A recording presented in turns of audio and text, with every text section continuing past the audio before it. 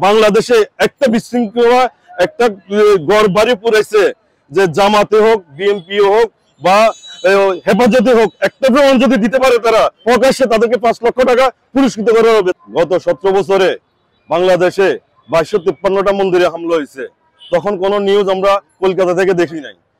22 September দুর্গাপূজাতে কোরআন শরীফ রেখে যে হত্যাকাণ্ড চালাইছে আওয়ামী লীগ সরকার, সেটার কোনো প্রতিবাদ আমরা দেখি নাই। তারপরে ইয়েতে কক্সবাজারে সাধুকে পিটিয়ে হত্যা করার পরে মামলা করতে গেছে, একটা লোক সাক্ষী হয় নাই। তখন হিন্দুত্ববাদী যারা এখানে বাংলাদেশের আওয়ামী লীগ সরকারের মিডিয়া হয়ে কাজ করতেছে, যেমন চিন্ময় প্রভু, ওনাকে বলতে চাই, উনি যে প্রপাগান্ডাগুলো বাংলাদেশের সরল মাউন্টের মানুষদেরকে নিয়ে করতেছে ইন্ডিয়ার দালাল হিসাবে, সেটার জন্য বাংলাদেশের মানুষ সারা জীবন একত্রতা প্রকাশ করবে। তার যে প্রপাগান্ডাগুলো মানুষ এই মুহূর্তে বুঝে গেছে। সে বাংলাদেশের রংপুরে একটা বক্তৃতা দিয়েছিল যে 5 আগস্টের পর থেকে বাংলাদেশের হিন্দুরা নির্যাতিত অবস্থায় আছে। 2020 সালে পিয়াসা নামে একটা বোন আমাদের ডোনাল্ড ট্রাম্পের কাছে একটা কমপ্লেন দিয়েছিল, যে বলছিল যে বাংলাদেশের মানুষগুলা জঙ্গলি হামলার যে আওতাধীন রয়েছে, জিম্মি হয়ে আছে, তাদের জায়গা দখল করতেছে, বাড়ি দখল করতেছে, খুব কষ্টে আছে বাংলাদেশের হিন্দুরা। তখন তো বিদ্রোহী যারা পেসিস সরকারের যে মিডিয়া কলকাতাতে অবস্থান করতেছে, তারা তো কোনো নিউজ করে নাই। ওই বোনটার চাকরি চলে গেছে, ওই বোনটার বাড়ি করে পুড়িয়ে দিচ্ছে, ওই বোনটার এখন নিশানা পর্যন্ত পাওয়া যাচ্ছে না।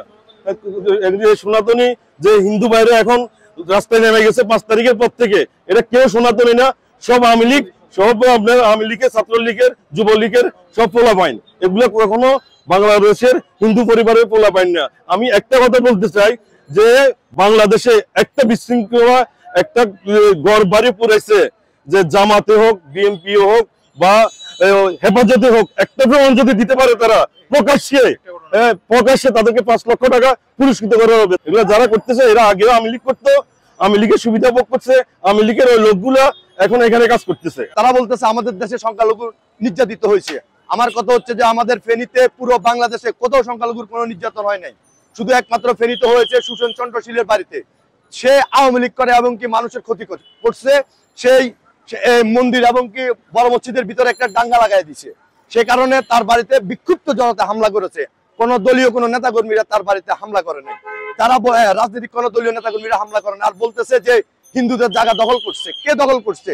এই এলাকার এমপি যে ছিল সাবেক স্বৈরাচারের এমপি নিজামুদ্দিন হাজারী, সে শ্মশানের জায়গা মানুষের যে হিন্দুদের জায়গা দখল করে সেই রাজপ্রাসাদ বানাইছে। ভারতের প্রপাগান্ডার বিরুদ্ধে আমরা যারা হিন্দু ভাই বোনেরা আছি, আমরা সবাই ঐক্যবদ্ধ, আমরা তাদের কোনো আচরণ মেনে নিব না। আর যারা বলতেছে আজকে যে তাদের কর্মচারী শেখ হাসিনাকে বাংলাদেশে পুনর্বাস করার জন্য তারা আজকে এসব প্রপাগান্ডা চালাচ্ছে, আমরা বলতে চাই আমরা হিন্দু মুসলিম ভাই ভাই, আমরা সবাই অনেক সম্প্রীতিভাবে শান্তিপ্রিয়ভাবে আছি।